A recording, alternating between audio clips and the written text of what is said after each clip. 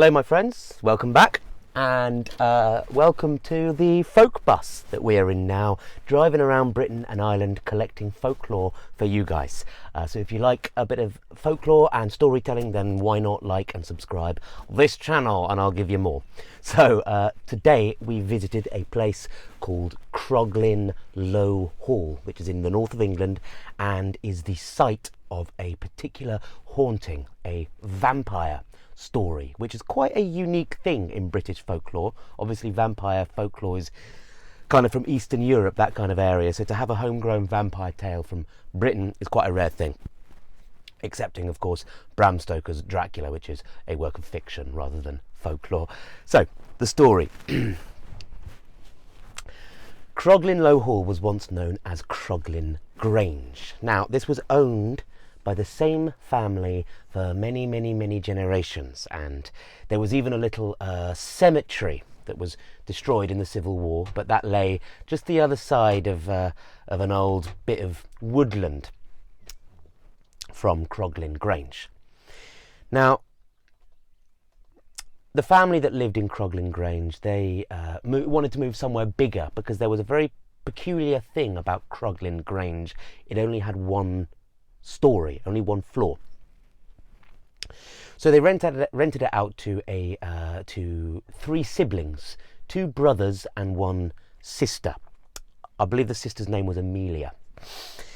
So they enjoyed staying in this place very much. They passed their first winter there without upset, and you know, there was a lot of space for just the three of them there. But the next summer something happened. And it happened to the sister, Amelia. She was asleep one night, one hot summer's night, a night a bit like this. And it was very stuffy in the room. So she got up to open the shutters of the window and let some air in. And she just gazed out over the lawn of Croglin Grange, and she saw in the little bit of woodland that separated the lawn from the cemetery, the old abandoned cemetery, the other side, a pair of eyes moving through the trees, just like two little flickering yellow lights, like a fox or badger or some sort of animal, but it was moving. And then she watched closer to see what it was, and it was no fox or badger. It was a thing, like a humanoid thing, moving on all fours, slowly across the room, slowly across the lawn, looking this way and that, and it had ears and a humanoid body. Now she was transfixed in fear and backed away from the window. She wanted to go to the door and flee, but in order to do that she would have to move closer to the window and potentially closer to that thing. So she moved back to the bed and just sort of sat frozen in fear on the edge of the bed. And there was gradually a sound, and the thing was now out of sight. But then suddenly she looked up, and its face was peering in through the window with these two lamp-like saucer eyes, and this hideous grinning face with teeth like shards of glass, and a wrinkled brown face. And it was scratching at the window with its eyes fixed on Amelia, who herself was frozen in fear. Then after a while that scratching sound stopped and was replaced with a pick, and then a peeling sound as the creature was peeling away the lead that was holding the window panes in place. Pick,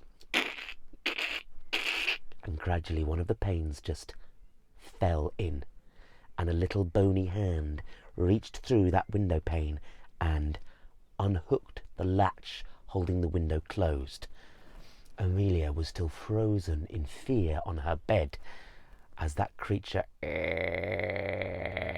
opened the window and crawled its little body like a toddler, like a shriveled little toddler with burning saucer eyes, and it crawled bat-like across the ceiling, and then its head rotated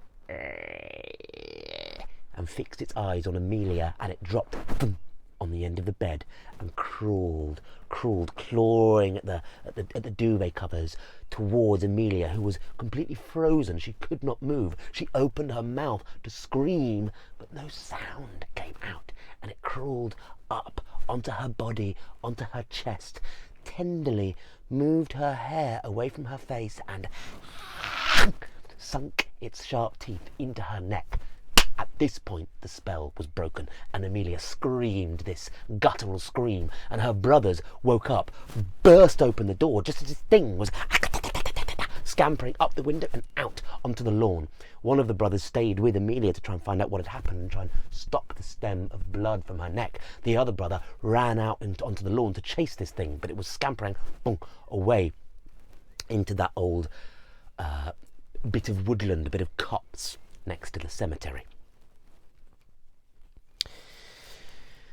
The brothers had seen the thing with their own eyes, and Amelia, she was obviously very shaken by this experience. She was, she had post-traumatic stress, you might say. She was white as a sheet. She was trembling.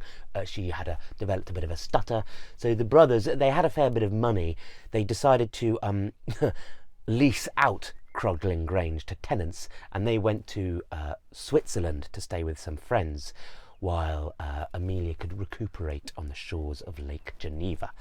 And they stayed out there for the best part of a year, and then Amelia was cured, and they decided they would return to Croglin Grange. Now, Amelia obviously didn't really want the same room, but the building only had one story, so she didn't have a lot of choice.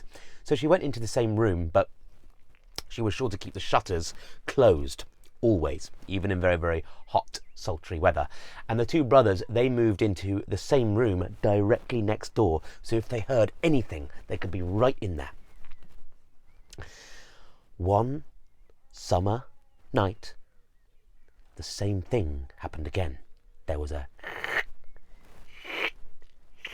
sound of the creature crawling up the low wall to the window, a sound Amelia knew only too well, and she looked up in her terror and saw a face peering in just above where the shutter, where there was a gap, peering its little face in. She couldn't tell whether she was dreaming or not, but she pinched herself. She was very much awake, and this time she managed to let out a scream. Her brothers immediately burst open the door. The thing was already in the room, but it scuttled out again. But this time they were ready. They both had pistols and ran out onto the lawn and fired. A pistol shot went boom. It missed the creature, but hit it in the leg. But it carried on limping its way. And they fired another shot and another.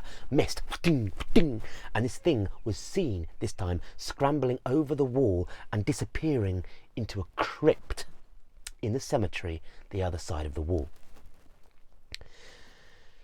Now, the next day, in the light of day, they went to the village of Kroglin and got witnesses, villagers, with pitchforks and burning torches, the whole lot. And they, after much protestation from the local clergy, broke open the sealed door of the crypt.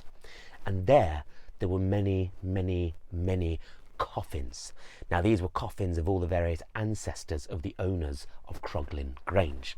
And there was a very unpleasant sight. All of the coffins had been smashed open, and the bodies had been dragged out and had been nibbled on and chewed and dismembered, and there were bits of leg and face just all over the crypt, all bits of bone and leathery skin. It was an abomination. There was just one coffin that had not been touched. It was a very small coffin, as if it was the coffin of a child, maybe a sort of 8-year-old child, and the lid was just slightly ajar. After crossing themselves, the villagers and the two brothers approached that coffin and just lifted the lid off, and inside was the shriveled corpse of a child. It had the wound of a pistol shot in its leg. Well, they did the only thing you can do to a vampire. They drove a stake through its heart and then burned it for good measure. So that is the story of Croglin Grange, which I read about a long time ago in a book of folklore, but I've never been to the place itself, so that was great. I didn't go inside because the local farmer told me that the old lady is, well, very, very old and doesn't particularly like visitors. Plus, who knows, she might be a vampire. Funnily enough, I think he did say her name was Amelia. But interestingly, other folklorists before me have gone and identified the place as Croglin Grange, and on the building records, it used to only have one story, and there used to be a cemetery next door to it, which was destroyed in the Civil War, which would make this vampire story about 400 years old. As I said at the beginning, British vampire stories are really rare. Dracula, obviously, a work of fiction. We don't really see them until after the 19th century, when they were sort of imported from Eastern Europe. The Highgate vampire, obviously, being one from the 1970s. So this really interesting story, probably taking place in the 1600s, or that's where it's set, possibly resulting from the night terrors of the woman in question, which is perhaps where a lot of this sort of folklore comes from, of goblins and boggarts visiting in the night and sitting on the chests of the victim. Maybe the end bit with a pistol shot on the crypt was added on in the 19th century with the popularity of Dracula and things like that. That's sort of the folklorist in me surmising that. But a really interesting, unique British vampire story there. Last thing to say about it, the visual impression of the vampire reminds me a lot of a boggart, a sort of brown, leathery sort of goblin that are quite common in folklore. So it looks like a sort of mashup of a goblin story, which are very common in Britain, with a sort of more traditional Slavic or Eastern European vampire story, which I don't know another example of. So, bit of a vampire story there from Croglin Grange. So if you like this story and want to hear more folklore from around Britain and Ireland as we drive around in our green bus, then hit that subscribe button. Thank you very much.